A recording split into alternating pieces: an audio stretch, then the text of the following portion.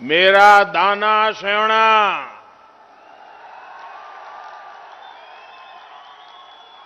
दीदी भूलिया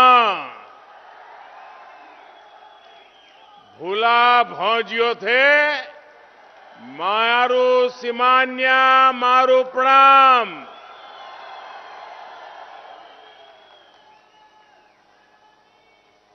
आशा करत आप सब कुशल मंगल होला। जय बद्री विशाल, जय केदार। जब वर्चुअल रैली होती है और पिछले दिनों वर्चुअल रैली के माध्यम से आपसे मिलता तो था, मैं दिल्ली में होता जरूर था, लेकिन मेरा मन उत्तराखंड के लिए ही भागता था।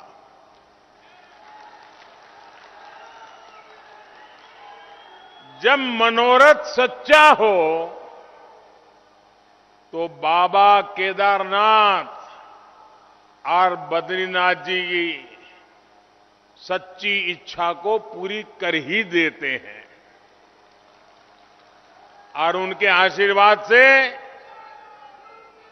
इलेक्शन कमीशन ने भी और मौसम ने भी मुझे आपके बीच आने का सौभाग्य दिया, आपके दर्शन करने का सौभाग्य दिया।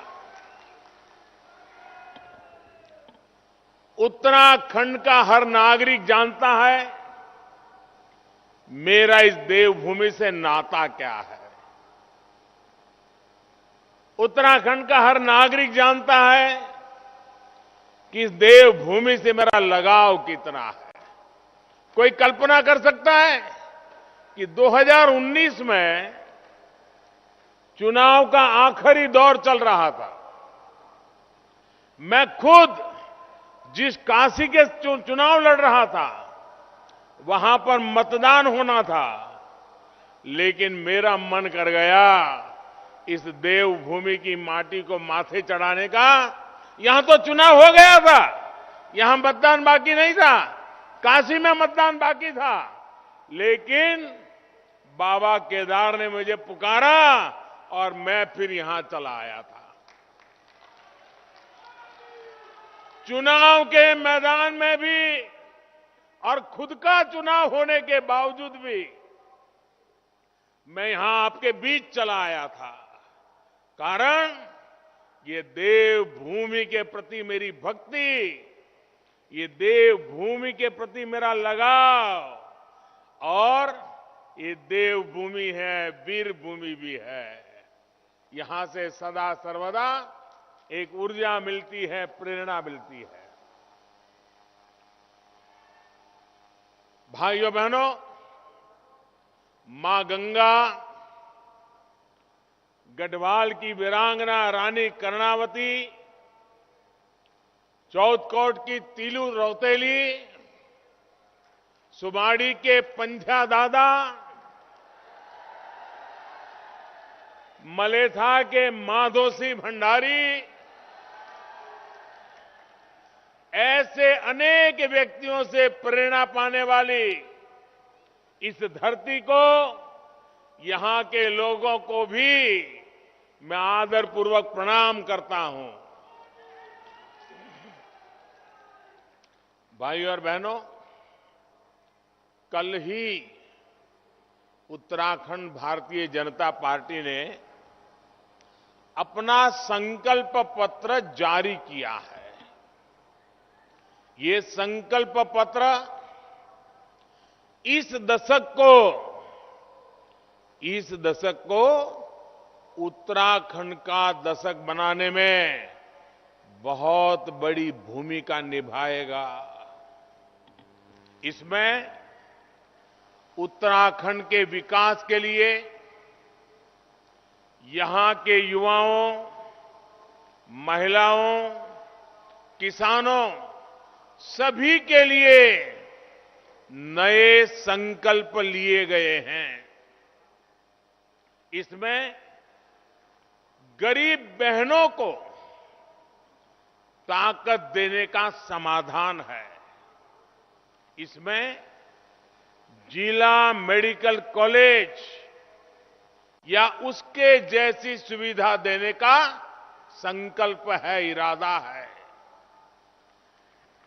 कृषि भूमि सर्वेक्षण और बीमा में नई ड्रोन नीति लागू करके यहां के किसानों को बेहतर सुविधा मिलेगी।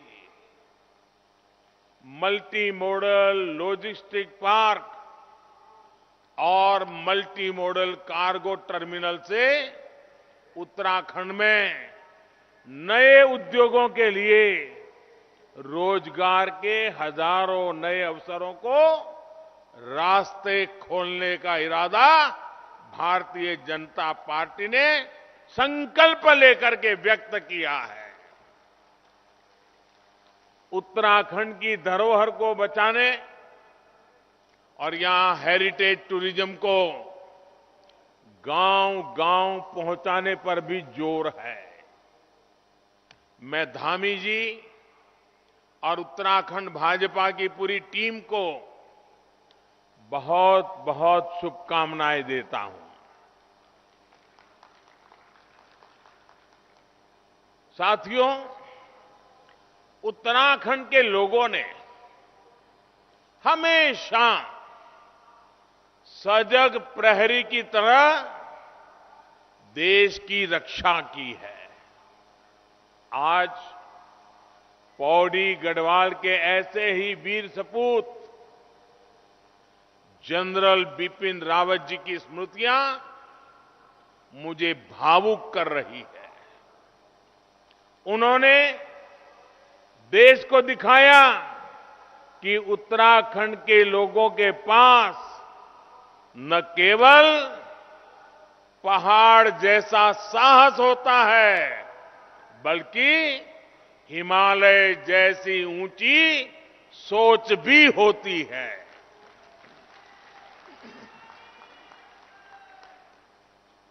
लेकिन भाइयों बहनों, मेरे मन में एक गहरी तकलीफ भी है। मुझे ये जिक्र इसलिए भी करना पड़ रहा है क्योंकि कांग्रेस पार्टी अपने प्रचार में जनरल बिपिन रावत जी के कटआउट लगाकर, उनकी फोटो लगाकर वोट मांग रही है। कुर्सी के लिए कोई इस सीमा तक जा सकता है, मुझे विश्वास ही नहीं हो रहा। उत्तराखंड के लोग कभी भूल नहीं सकते सेना को लेकर इन लोगों का रवैया क्या रहा है। जब भारत के वीरों ने आतंकी अड्डों पर सर्जिकल स्ट्राइक की, तो ये लोग सेना पर ही सवाल उठाते रहे। दिल्ली की कुछ नेताओं ने तो बाकायदा टीवी पर जाकर सेना से सबूत मांगे थे। इन लोगों ने जनरल रावत को देश का पहला सीडीएस बनाए जाने पर भी खूब सियासत की थी। इसी कांग्रेस पार्टी के नेता ने बिपिन रावत जी को सड़क का गुंडा तक कह डाला था। ये है देश के सैनिकों के लिए इन लोगों की नफरत। आज अगर वोट के लिए ये लोग जनरल रावत का सियासी इस्तेमाल करना चाह रहे हैं, तो उन्हें जवाब देने की जिम्मेदारी उत्तराखंड के लोगों की है। जवाब देंगे ना? जवाब देंगे ना? करारा जवाब देंगे ना? आगे से ऐसी गलती न करें, ऐसा करेंगे ना? भाइयों बहनों, जिनकी सोच केवल सत्ता के सुख तक सीमित हो, वो बलिदान और देश सेवा का मूल्य नहीं समझते। इतने सालों तक ये सत्ता में थे, लेकिन वन रैंक वन पेंशन को लेकर झूठ बोलते रहे, आंख में धूल झोंकते रहे। ये हमारी ही सरकार है जिसने वन रैंक वन पेंशन की व्यवस्था लागू की।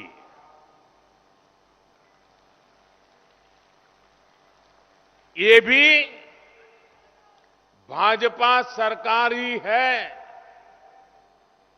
जो देहरादून से उत्तराखंड के शहीदों के सम्मान में सैन्य धाम बना रही है। और मैंने एक बार कहा था, उत्तराखंड यानी 4 धाम, ये इतना ही सोच काफी नहीं है।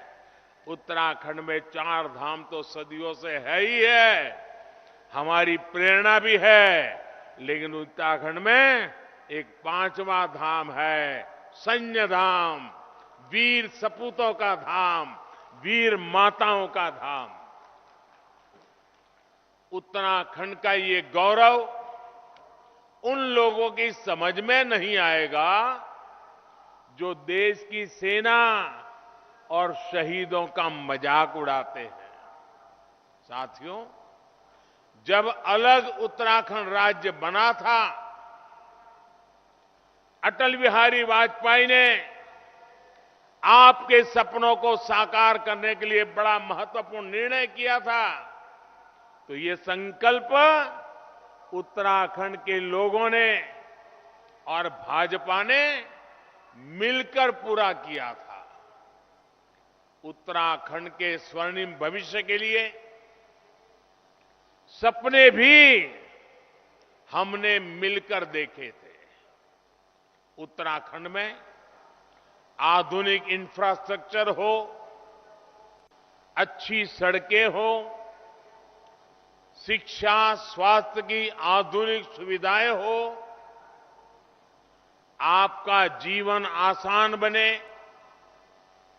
युवाओं का भविष्य बेहतर बने, ऐसे अनेक संकल्प हमने मिलकर लिए थे। लेकिन दुर्भाग्य से इस प्रदेश की कमान कई साल के लिए उनके हाथों में चली गई जिन्होंने हमेशा उत्तराखंड को अस्तित्व में आने से ही रोका था, इसका जन्म ही रोक दिया था। उन्होंने हमारे इन सपनों को कुचलने में कोई कोर कसर नहीं छोड़ी।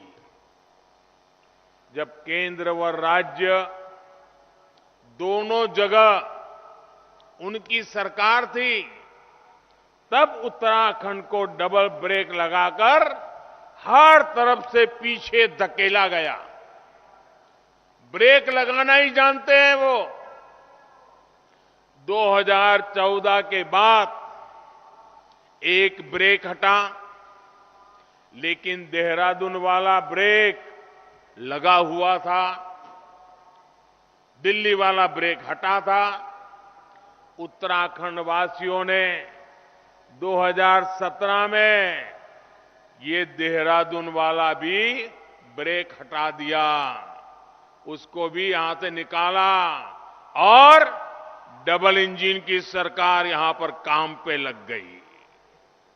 भाइयों और बहनों, इन 5 सालों में आपकी डबल इंजन सरकार ने इतना काम किया है कि अब ब्रेक लगाने वालों को भी वही वादे करने पड़ रहे हैं जो भारतीय जनता पार्टी की सरकार ने काम करना शुरू कर दिया है। जब ये सत्ता में थे तब इनको कभी चार धाम की याद नहीं आई। जिन्हें यहां आस्था ही नहीं, उन्हें भी अब चार धाम की याद क्यों आ रही है? क्योंकि उन्हें एक कुर्सी हासिल करने का रास्ता लग रहा है। जबकि भाजपा के लिए चार धाम और देवभूमि का विकास आस्था, संस्कृति और जन सेवा का हमारा संकल्प है, हमारा समर्पण है। साथियों, केदार धाम में हमने 2017 में पुनर्विकास के काम शुरू किए थे और ज्यादातर परियोजनाएं पूरी भी हो गई हैं। बद्रीनाथ धाम के विकास के लिए भी कई 100 करोड़ की लागत से प्रोजेक्ट शुरू किया गया है। चार धाम प्रोजेक्ट के तहत 12,000 करोड़ की लागत से ऑल वेदर रोड बनाई जा रही है। चार धाम प्रोजेक्ट में गढ़वाल का बड़ा हिस्सा कवर होता है, इसलिए इसका बहुत बड़ा लाभ पूरे गढ़वाल को भी मिलेगा। इसी तरह ऋषिकेश कर्णप्रयाग रेल लाइन, ऐसे बड़े प्रोजेक्ट्स पर भी तेजी से काम हो रहा है। अब पहाड़ों पर एक जगह से दूसरी जगह जाना मुश्किल नहीं रहेगा। यहां पर्यटकों की संख्या भी बढ़ेगी, रोजगार भी बढ़ेगा और पढ़ाई की, इलाज की सुविधा भी बढ़ेगी। प्रदेश के अलग अलग हिस्सों में हेली सर्विस शुरू की जा रही है। भाइयों और बहनों, इस बार केंद्र सरकार जो बजट लेकर आई है, उसका भी बहुत बड़ा लाभ उत्तराखंड को मिलेगा। देश के पहाड़ी इलाकों के लिए खास तौर पर बजट में पर्वतमाला प्रोजेक्ट की घोषणा की गई है। इसके तहत पहाड़ों पर आवागमन के लिए रोपवे जैसी सुविधाओं का निर्माण किया जाएगा। जिन सीमावर्ती इलाकों को कांग्रेस सरकार ने जानबूझकर विकास से वंचित रखा था, उनके विकास के लिए वाइब्रेंट विलेज योजना शुरू की जाएगी। किसानों के लिए गंगा के किनारे किनारे नेचुरल फार्मिंग को बढ़ावा देने के लिए कई महत्वपूर्ण निर्णय लिए गए हैं। उत्तराखंड को तो प्राकृतिक खेती, नेचुरल फार्मिंग के लिए प्रकृति का असीम आशीर्वाद मिला हुआ है। लेकिन ये लाभ आप तक तभी पहुंचेगा जब दिल्ली से चलने वाली विकास की धारा को देहरादून से भी ताकत मिले। ऐसे लोग ना आ जाएं कि दिल्ली से आ रही विकास की धारा को वहीं ठप कर दें, वरना फिर उत्तराखंड जो पहले की हालत थी उस तरफ डूब जाएगा। इसके लिए जरूरी है कि आप 14 तारीख को बेईमानी और भ्रष्टाचार को ही रोक दें, ब्लॉक कर दें उसको। 14 तारीख को आप वंशवाद और परिवारवाद को ब्लॉक कर दें। 14 फरवरी को आप संप्रदायवाद और तुष्टीकरण को देवभूमि से बाहर का रास्ता दिखा दें। करेंगे ना? बाहर का रास्ता दिखाना चाहिए कि नहीं दिखाना चाहिए? साथियों, कांग्रेस पार्टी की एक ही पहचान है, सत्ता आती है तो इनका भ्रष्टाचार बेलगाम हो जाता है और सत्ता जाती है तो पूरी ताकत षड्यंत्रों में लगा देते हैं, बौखला जाते हैं, जितना बुरा कर सकते हैं बुरा करने के रास्ते पकड़ लेते हैं। पिछले 10 सालों से लोकसभा में उत्तराखंड के लोग इन्हें शून्य दे रहे, शून्य, बिग जीरो। विधानसभा में भी 5 साल से ये सत्ता से बाहर है। इसलिए कांग्रेस के लोग उत्तराखंड के लोगों से भड़के हुए हैं। सत्ता तक पहुंचने के लिए अब ये देवभूमि की संस्कृति और पहचान को मिटाने की साजिश कर रहे हैं। ये लोग तुष्टीकरण और वोट बैंक वाला फॉर्मूला आजमा रहे हैं।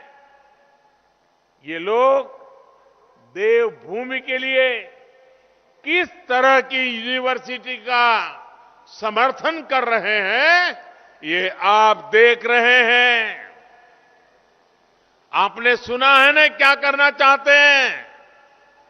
सुना है ना? इसे उत्तराखंड को बचाना है कि नहीं बचाना है? बचाना है कि नहीं बचाना है? भाइयों बहनों, अगर ये वापस आ गए तो अपनी सारी बौखलाहट यहां की जनता पर निकालेंगे। भाइयों और बहनों, इन्होंने सालों तक पहाड़ के लोगों को पानी की सुविधा से वंचित रखा। पानी के लिए माताओं बहनों को सर पर घड़ा रखकर कोसों जाना पड़ता था। हमने जल जीवन मिशन के जरिए घर घर पाइप से पानी पहुंचाने का अभियान शुरू किया। आज उत्तराखंड में करीब 8 लाख घरों तक पाइप से पानी पहुंच रहा है।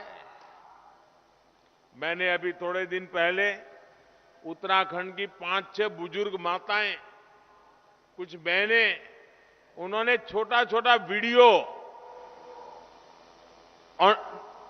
डाला हुआ है, तो मेरे पास वो भी आया घूमता फिरता। और उत्तराखंड की माताएं बहनें जिस प्रकार से मुझे आशीर्वाद दे रही है, क्या क्या मिला उसका वर्णन कर रही है, पानी के विषय में भाव विभोर होकर के बोल रही है। माताएं बहनें, ये आपके आशीर्वाद है ना, मैं आपको कभी निराश नहीं होने दूंगा। मैं जी जान से आपके लिए काम करता रहूंगा। ये आपका स्नेह, आपका ये आशीर्वाद मुझे शक्ति देता है, ऊर्जा देता है। दिन रात माताओं बहनों आपके लिए काम करने के लिए मेरा मन दौड़ता रहता है, काम करने के लिए दौड़ता रहता है। आज उत्तराखंड में करीब 8 लाख घरों तक पाइप से पानी पहुंच रहा है।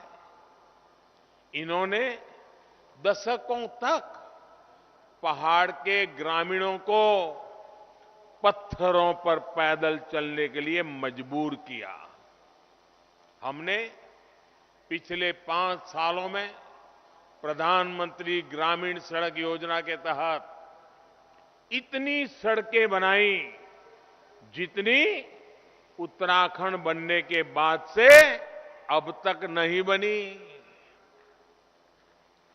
इन्होंने अस्पताल और इलाज के अभाव में लोगों को पहाड़ से पलायन करने को मजबूर किया। भाजपा सरकार में अटल बिहारी वाजपेयी ने उत्तराखंड को एम्स दिया था। हमने नए अस्पताल दिए, नए मेडिकल कॉलेज दिए। उत्तराखंड में हमारी डबल इंजन की सरकार ने एक और अभूतपूर्व काम किया है। उत्तराखंड की पूरी 1.25 करोड़ की आबादी को अटल आयुष्मान योजना के माध्यम से 5 लाख रुपए तक के मुफ्त इलाज की सुविधा दी है।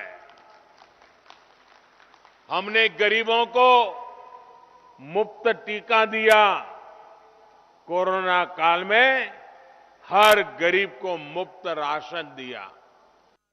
चाहे किसान हो, गरीब हो, बिना किसी लीकेज के, कोई कटकी कंपनी की एंट्री के बिना हमारी सरकार बैंक खातों में सीधे पैसा ट्रांसफर कर रही है। इन सारे कामों को देखकर ये बौखलाए रहते हैं। इसलिए उत्तराखंड के लोगों को याद रखना है, अगर ये गलती से भी सत्ता में आ गए तो ये भाजपा सरकार के सारे काम रोक देंगे। जो आपके लिए अच्छे अच्छे काम हो रहे हैं उन्हीं को रोक देंगे। क्या ऐसा होने देना है क्या? ऐसा होने देना है क्या? ऐसा होने देंगे क्या? उनके ये सारे इरादे फेल करेंगे कि नहीं करेंगे? भाइयों बहनों, उत्तराखंड के विकास का ये पुण्य कार्य हमें निरंतर करते रहना है और मेरे लिए तो ये पुण्य कार्य है ही है।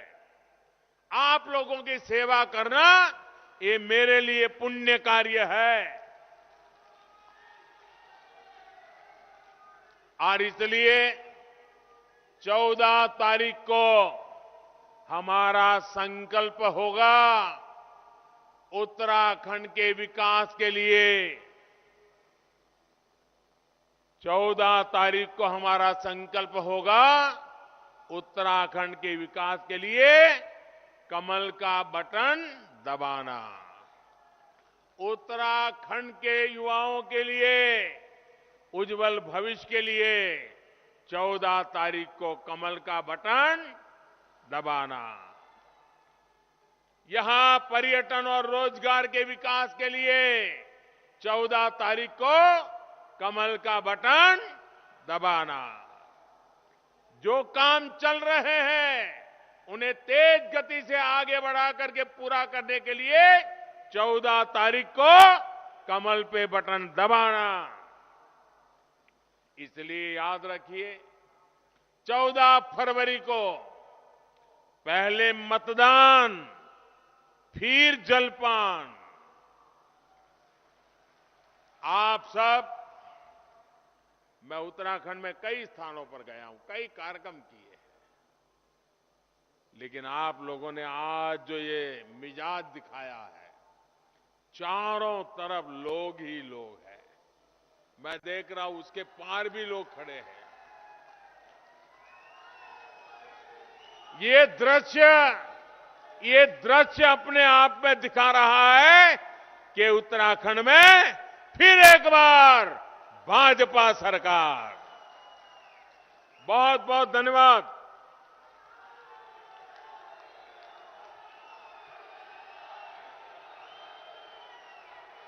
में 2 बार फ्री